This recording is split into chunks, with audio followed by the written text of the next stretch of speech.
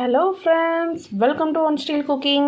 நாம் இன்றைக்கி பார்க்க போகிற ரெசிபி என்னென்னு பார்த்தீங்கன்னா ரொம்பவே சூப்பரான டேஸ்டான ஆட்டு குடல் குழம்பு தாங்க பார்க்க போகிறோம். ரொம்ப டேஸ்டியாக இருக்கும், ரொம்ப ஈஸியாகவும் செஞ்சிடலாம். வாங்க எப்படி ஈஸியாக டேஸ்டியாக சூப்பராக செய்யலாங்கிறத வீடியோக்குள்ளே போய் பார்க்கலாம்.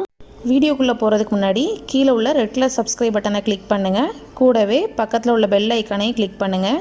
அப்போ தான் நான் போடுற வீடியோ எல்லாமே உடனுக்குடன் உங்களுக்கு தெரிய வரும். வாங்க இப்போ வீடியோக்குள்ளே போகலாம். குடல் குழம்பு பண்ணுறதுக்கு ஃபஸ்ட்டு ஒரு கடாயில் கொஞ்சமாக ஆயில் சேர்த்துக்கோங்க. இதோடவே ஒரு துண்டு பட்டை, 4 ஏலக்காய், 4 கிராம்பு சேர்த்துக்கலாம். இதோட ஒரு கையளவு சின்ன வெங்காயம், அதையும் நல்லா கட் பண்ணி வச்சுருக்கேன், அதையும் சேர்த்துக்கலாம். இதோட ஒரு 1/2 டீஸ்பூன் போல் மிளகு சேர்த்துக்கோங்க. ஒரு 1/4 டீஸ்பூன் ஜீரகம் சேர்த்துக்கலாம். தனியாக பவுடராக சேர்க்கறதுனால நான் தனியாக எதுவுமே ஆட் பண்ணல. இப்போ இதெல்லாம் சேர்த்து வெங்காயம் மட்டும் லைட்டாக வதங்குற வரைக்கும் நம்ம நல்லா வதக்கிக்கலாம். இது நம்ம அரைக்க தான் போகிறோம், அதனால் ரொம்ப வதங்கணும்னு அவசியம் இல்லை. இப்போ இதோட கொஞ்சமாக துருவன தேங்காய் சேர்த்துக்கலாம். தேங்காயும் சேர்த்து இந்த ஆயிலே லைட்டாக மிக்ஸ் பண்ணிக்கோங்க. 2 நிமிஷம் மட்டும் லோ ஃப்ளேம்லேயே வச்சு நல்லா மிக்ஸ் பண்ணிக்கலாம். அதுவே கொஞ்சமாக கருவேப்பிலையும் சேர்த்துட்டு நல்லா மிக்ஸ் பண்ணி நம்ம அடுப்பை ஆஃப் பண்ணிடலாம். இப்போ பார்த்திங்கன்னா எல்லாமே நல்லா பார்த்திங்கன்னா வறுபட்டுடுச்சு. இப்போ இந்தளவு வந்ததும் அடுப்பை ஆஃப் பண்ணிவிட்டு இது நல்லா ஆற வச்சு நல்லா ஃபைன் பேஸ்ட்டாக அரைச்சி எடுத்துக்கோங்க. இன்றைக்கி இந்த குடல் குழம்புக்கு பார்த்திங்கன்னா நான் பெரிய குடல் மட்டும்தான் எடுத்திருக்கேன், பெருங்குடல் தான். சிறுகுடல் வாங்கலை.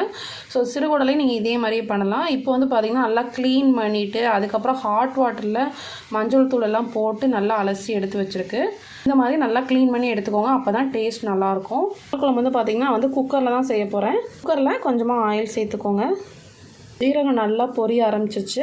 இந்த ஸ்டேஜில் 2 பெரிய வெங்காயம் சின்னதாக கட் பண்ணி வச்சுருக்கேன், இதையும் சேர்த்து நல்லா மிக்ஸ் பண்ணிக்கோங்க. வெங்காயம் நல்லா வதங்கணும். இதுக்கு இதோட கல்லுப்பு சேர்த்துக்கலாம். இதையும் சேர்த்து நல்லா மிக்ஸ் பண்ணிக்கோங்க.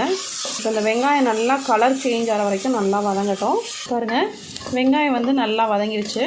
இதெல்லாம் வதங்கினா போதும். இந்த ஸ்டேஜில் இதில் இஞ்சி பூண்டு பேஸ்ட்டு சேர்த்துக்கலாம்.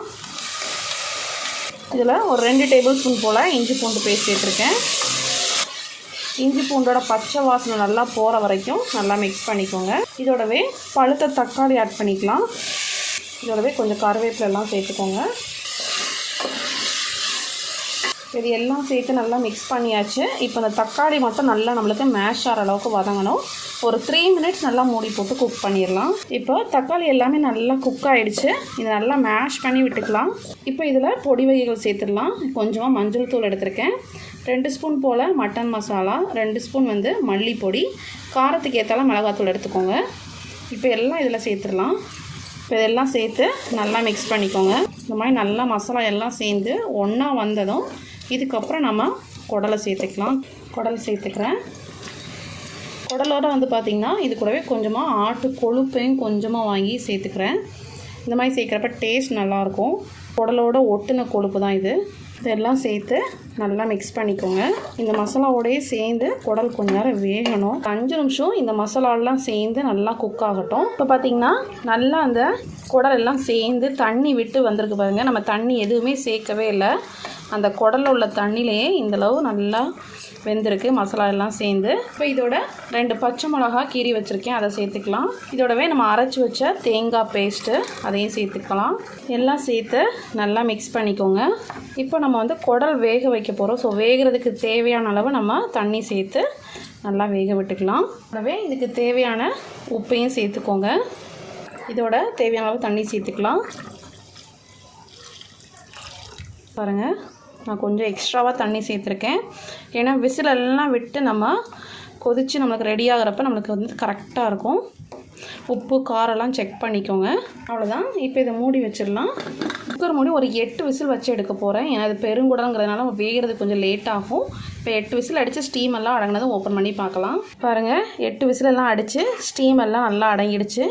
குடலும் நல்லா சூப்பராக வெந்துருச்சு பாருங்கள். ஃபைனலாக இந்த சூட்டோட கொஞ்சமாக கொத்தமல்லி தலையும் தூவிக்கலாம். இதெல்லாம் சேர்த்து நல்லா மிக்ஸ் பண்ணி சாதத்தோட இட்லி தோசையோடலாம் சாப்பிட்டிங்கன்னா அவ்வளோ சூப்பராக இருக்கும்.